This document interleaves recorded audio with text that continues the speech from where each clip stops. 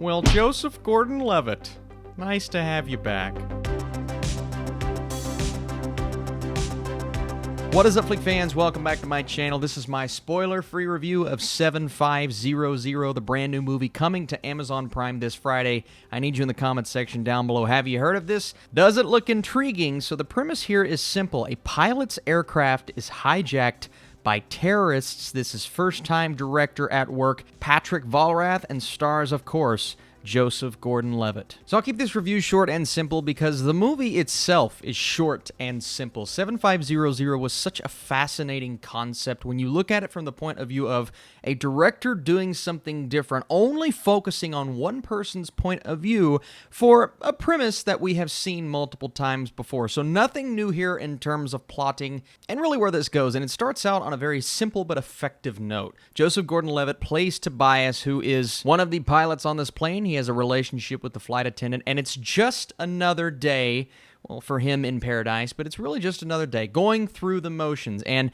the thing I love about this movie is as soon as it starts, as soon as they get in the air, this goes down. There's no waiting, there's no buildup or anticipation. Now, I found the beginning of 7500 much more impressive than the end, and that mostly comes down to we get off to an effective and quick start. When that happens, the tension is built right off the bat, and the impressive element of this film is the fact that, like I said, we really only focus on the cockpit. So everything that's going on outside of this one room, everything happening on the actual plane itself, we don't get a chance to see. So we don't know what's happening with the passengers. We don't know what happens when they go past those curtains. So we hear it, and we can slightly see it from security camera footage, which Tobias gets a good look at the entire time. So when things are happening that are out of his control, he's not allowed to open the door. He's basically, essentially locked in that room for the entire process. So it is one of those movies that takes place in a very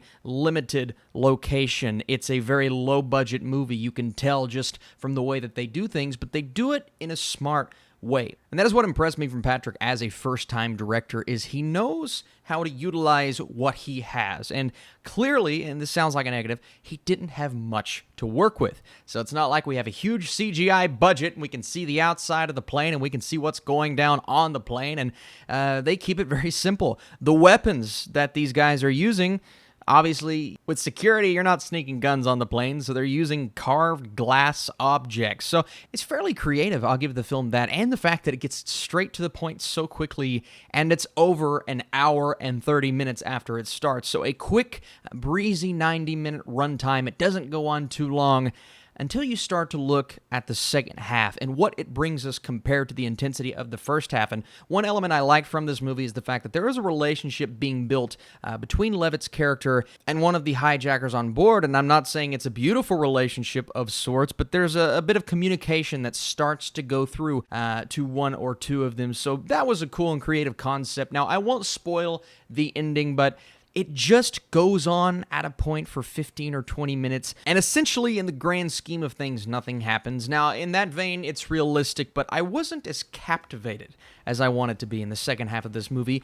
when we started out on such a great note. The reason this movie works is, one, some slick elements with the direction, but two, it's Joseph Gordon-Levitt. We've missed him, clearly. Where has he been? He's been working on projects here and there, but it's nice to finally see him back in a major role, even though it may be a minor movie, but a movie that is going to bring some chills and thrills. It's just not going to change the game. It does nothing revolutionary, not that it had to, but I wanted something in that second half to make me sit back and say, wow, that was an effective film. I enjoyed it, had a pretty good time with it, but nothing stood out as great, unfortunately, other than JGL's performance. So thank you guys so much for watching this video. If you're looking forward to this, let me know in the comments section down below. If you like these streaming reviews every single weekend, be sure to smash that thumbs up button. I'm still going to 63%, man. It's an effective thriller of sorts, and anytime you have stuff going down on a plane like this, it always freaks me out. I get up there and I'm just like, okay, let's make sure everything's all right. So I was a bit freaked out in that vein, but I needed more in the second half to grab me, captivate me, but I can't wait to see what you guys have to say. So as soon as you see this, come back, let me know what you think. Appreciate you guys for watching 7500. Are you watching it this weekend? I'll see you later.